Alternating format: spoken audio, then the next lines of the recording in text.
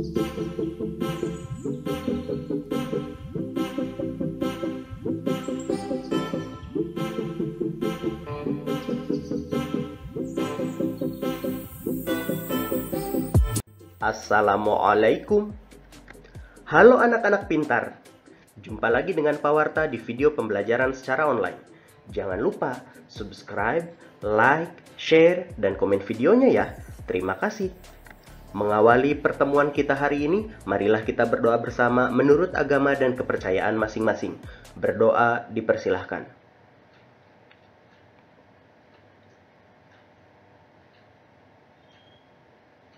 Selesai.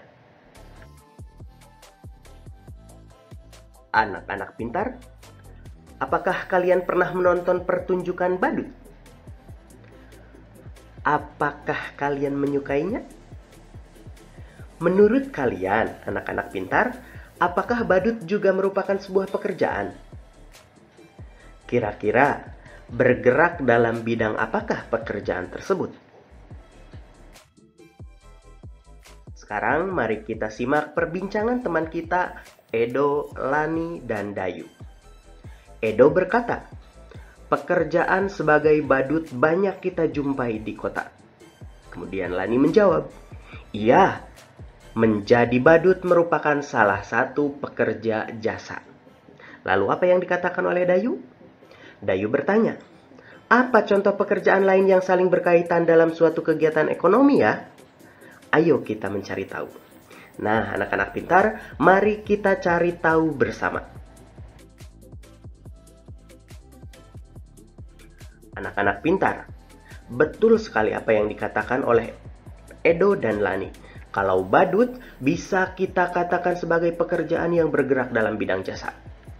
Badut menjual jasanya untuk menghibur semua orang. Menjadi seorang badut juga berarti sedang melakukan kegiatan ekonomi. Karena ia melakukan hal tersebut untuk mencukupi kebutuhan hidupnya. Nah, anak-anak pintar, apakah kalian masih ingat materi mengenai kegiatan ekonomi? Kegiatan ekonomi meliputi produksi, distribusi, dan konsumsi. Pada kegiatan ekonomi ada 3 pihak yang terlibat, yaitu produsen, distributor, dan konsumen. Ketiga pihak yang terlibat dalam kegiatan ekonomi ini disebut sebagai pelaku ekonomi. Apa itu pelaku ekonomi? Pelaku ekonomi merupakan semua pihak yang melakukan kegiatan ekonomi. Produsen melakukan kegiatan produksi, distributor melakukan kegiatan distribusi, dan konsumen melakukan kegiatan konsumsi. Pelaku ekonomi bisa berupa perorangan maupun organisasi, baik itu organisasi pemerintah maupun organisasi swasta. Sebagai contoh, dalam proses pembuatan buku, setelah ditulis oleh para penulisnya, buku kemudian akan masuk ke percetakan untuk diproduksi dan digandakan. Di sini, para pegawai di percetakan tersebut dan juga penulisnya kita sebut sebagai produsen. Setelah itu, buku akan didistribusikan melalui berbagai sarana distribusi, salah satunya di toko buku. Di sini, para penjual buku kita sebut sebagai distributor. Dan sampailah buku tersebut ke tangan pembaca, seperti kita ini. Nah, para pembaca buku ini disebut sebagai konsumen. Untuk lebih jelasnya, mari kita simak penjelasan berikut ini. Kita mulai dari produsen. Produsen merupakan pelaku dalam kegiatan ekonomi produksi. Peran produsen sangat penting dalam kegiatan perekonomian. Produsen merupakan penyedia barang atau jasa yang dibutuhkan oleh pelaku ekonomi lainnya. Produsen bisa perorangan, sekelompok orang, atau badan usaha atau perusahaan. Contohnya, Pak Dani mengolah ladang untuk ditanami kedelai. Pak Dani merupakan produsen kedelai dan Pada produksi ini, Padani melakukannya secara perorangan. Contoh berikutnya, PT Karya Simetri membuat tas sekolah. PT Karya Simetri merupakan produsen tas sekolah dan dia melakukannya secara sekelompok orang atau badan usaha, atau kita sebut sebagai perusahaan. Produk yang dihasilkan produsen dapat berupa barang atau jasa.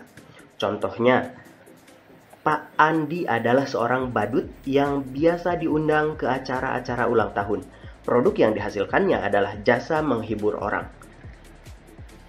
Sedangkan Pak Salim adalah salah seorang tim pengacara yang handal.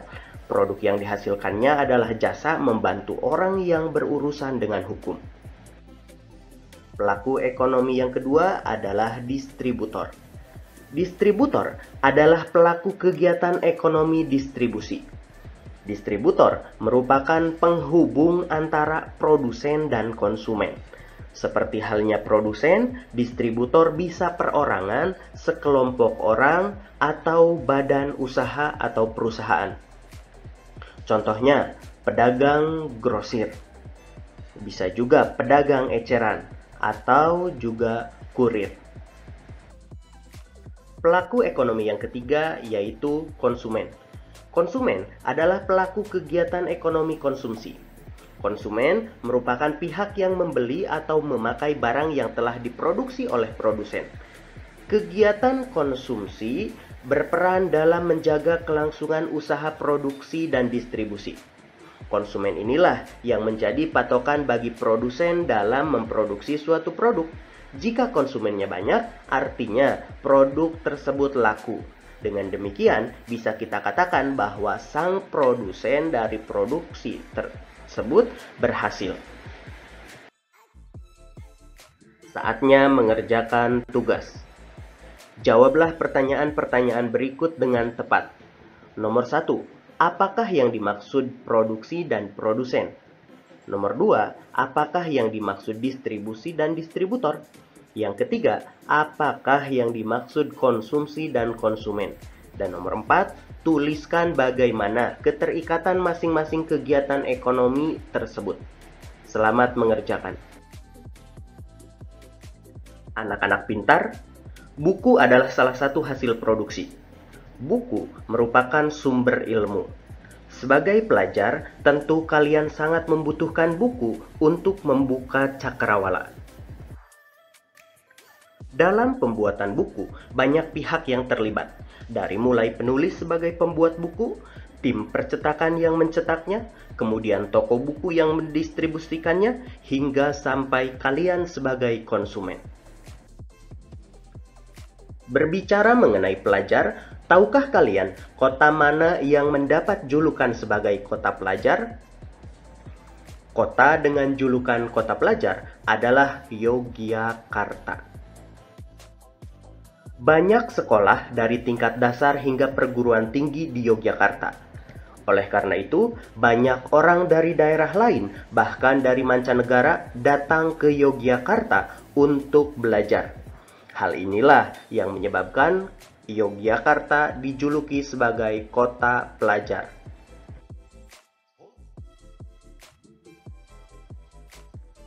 Tahukah kalian perguruan tinggi di Yogyakarta yang sangat terkenal?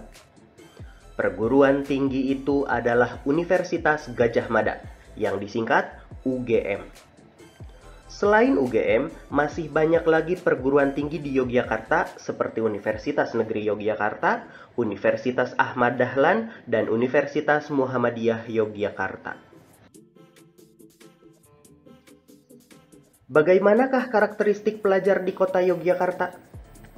Saat ini, daerah Yogyakarta sudah dihuni banyak suku bangsa di Indonesia, seperti suku Jawa, Sunda, Batak, serta etnis Tionghoa. Oleh karena itu, karakteristik pelajar yang ada di Yogyakarta pun beragam. Di sekolah, setiap pelajar harus bisa menghormati keragaman karakteristik di antaranya, mau berteman dengan anak dari daerah lain tanpa memandang agama maupun sukunya. Begitu juga saat di lingkungan tempat tinggal. Para pelajar dari berbagai daerah yang tinggal di satu lingkungan harus hidup rukun. Manusia harus hidup rukun di tengah-tengah perbedaan. Perbedaan adalah karunia Tuhan. Perbedaan merupakan sarana untuk saling mengenal.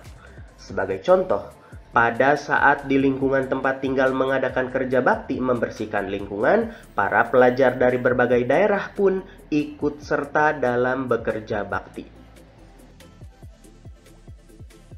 Kalian pun di sekolah mempunyai banyak teman dengan keragamannya. Ada teman dengan ciri fisik yang berbeda-beda. Ada teman yang berbeda agama. Ada juga teman dengan asal daerah tempat tinggal yang berbeda.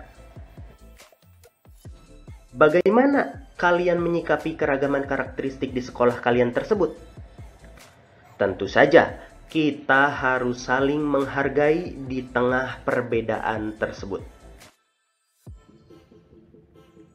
Daerah tempat tinggal penduduk Yogyakarta beragam. Ada daerah dataran tinggi, dataran rendah, pesisir, kota, dan desa. Di Yogyakarta juga banyak dijumpai sungai, di antaranya Sungai Opak, Sungai Code, Sungai Kuning, Sungai Progo, dan Sungai Gajah Wong.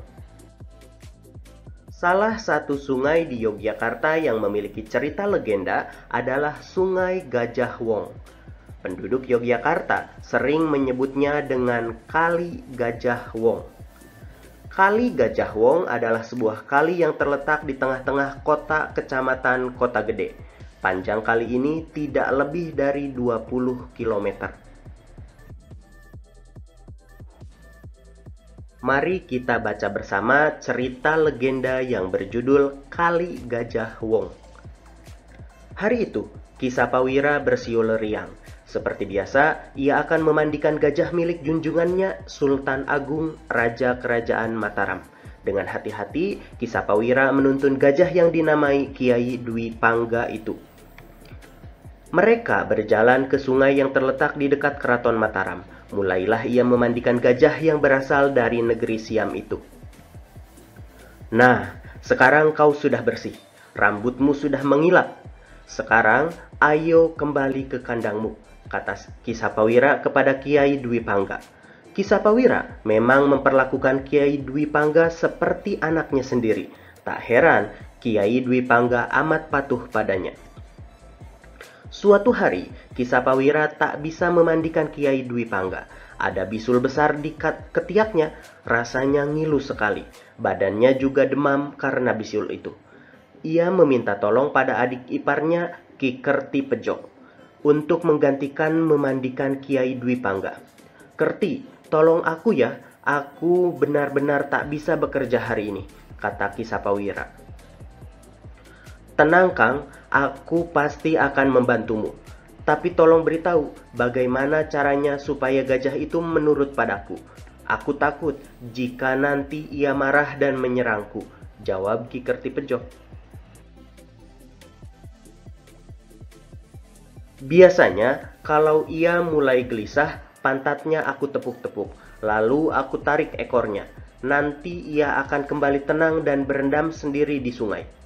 Kau tinggal memandikannya," jelas Ki Sapawira. Ki Kerti Pejo mengangguk-ngangguk tanda mengerti. Ia lalu berangkat ke sungai untuk memandikan Kiai Dwi Pangga. Sepanjang perjalanan, Ki Kerti Pejo mengajak Kiai Dwi Pangga mengobrol. Ia juga membawa buah-buahan sebagai bekal dalam perjalanan. "Gajah gendut, kau mau makan kelapa?" tanyanya sambil melemparkan sebutir kelapa pada Kiai Dwi Pangga. Kiai Dwi Pangga menangkap kelapa itu dengan belalainya. Dengan mudah ia memecah kelapa itu dan memakannya. "Sekarang kau sudah kenyang kan? Ayo jalan lagi," kata Ki Kerti Pejo sambil memukul pantat Kiai Dwi Pangga. Sesampainya di sungai, Ki Kerti Pejo melaksanakan tugasnya dengan mudah. Digosoknya seluruh bagian tubuh Kiai Dwi Pangga sampai bersih dan berkilat. Setelah itu, mereka pulang ke Keraton Mataram. "Kang, hari ini aku sudah melaksanakan tugasku dengan baik. Apa besok Kakang masih memerlukan bantuanku?" tanya Ki Kerti Pejo pada Ki Sapawira. Jika kau tak keberatan, maukah kau memandikannya sekali lagi? Aku masih demam, sedangkan gajah itu harus dimandikan setiap hari, jawab Kisapawira. Baik Kang, aku tidak keberatan. Toh gajah itu sangat penurut, jadi aku tak kesulitan saat memandikannya, kata Ki Kertipejo. Terima kasih Kerti, lusa aku pasti sudah sembuh. Kau akan bebas dari tugas ini, kata Kisapawira. Keesokan harinya, Ki Kertipejo menjemput Kiai Dwi Pangga. Pagi itu hujan turun rintik-rintik, tapi sepertinya tak akan bertambah deras. Di sungai, Ki Kertipejo bimbang karena dilihatnya air sungai sedang surut. Wah, airnya dangkal sekali. Mana bisa gajah ini berendam? Aku sendiri saja tak bisa, apalagi gajah yang besar, pikirnya dalam hati. Gajah gendut, kita cari sungai yang lain saja. Sungai ini dangkal, kau tak akan bisa berendam di sini. Ki Kertipejo menuntun Kiai Dwi Pangga ke hilir sungai. Di situ air tampak tinggi dan aliran juga cukup deras. Nah, di sini sepertinya lebih asik. Ayo, sana masuk, berendamlah. Aku akan menggosok punggungmu dengan daun kelapa ini, kata Ki Kertipejo sambil memukul pantat Kiai Dwi Pangga. Sambil memandikan Kiai Dwi Pangga, Ki Kertipejo berpikir dalam hati. Sebaiknya aku beritahu Kakang untuk memandikan gajahnya di sini. Di sini airnya lebih dalam, arusnya juga cukup deras. Aneh, kok selama ini Kanjeng Sultan Agung tak tahu keberadaan sungai ini ya? Saat ia sibuk berbicara sendiri, tiba-tiba dari arah hulu datanglah banjir bandang yang sangat besar. Banjir itu datang dengan sangat cepat. Ki Kertipejo dan Kiai Dwi Pangga bahkan tak menyadarinya. Dalam sekejap, mereka terhempas dan terbawa arus. Tolong, tolong, teriak Ki Kertipejo. Tapi tak ada yang mendengar. Sungguh menyedihkan nasib Ki Kertipejo dan Kiai Dwi Pangga. Mereka terseret arus dan hanyut sampai ke Laut Selatan. Sungguh sangat disayangkan, mereka binasa dalam keganasan banjir bandang itu.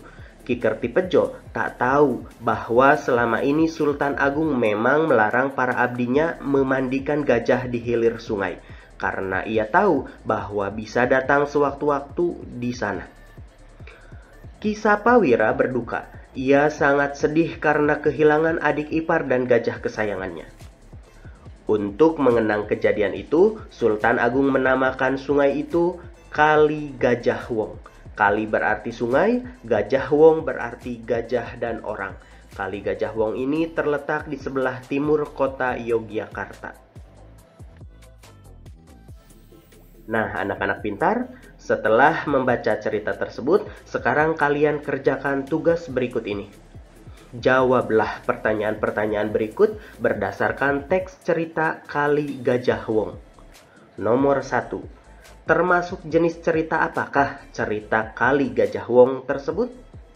Nomor 2. Siapa saja tokoh pada cerita tersebut? Nomor 3. Adakah tokoh antagonis dan protagonis pada cerita tersebut? Siapa saja tokoh tersebut? Selamat mengerjakan. Anak-anak pintar, demikianlah materi pelajaran yang bisa Pawarta sampaikan hari ini. Pesan Pawarta untuk kalian, berbuat baik kepada orang lain pasti akan menghasilkan kebaikan pula bagi diri kita.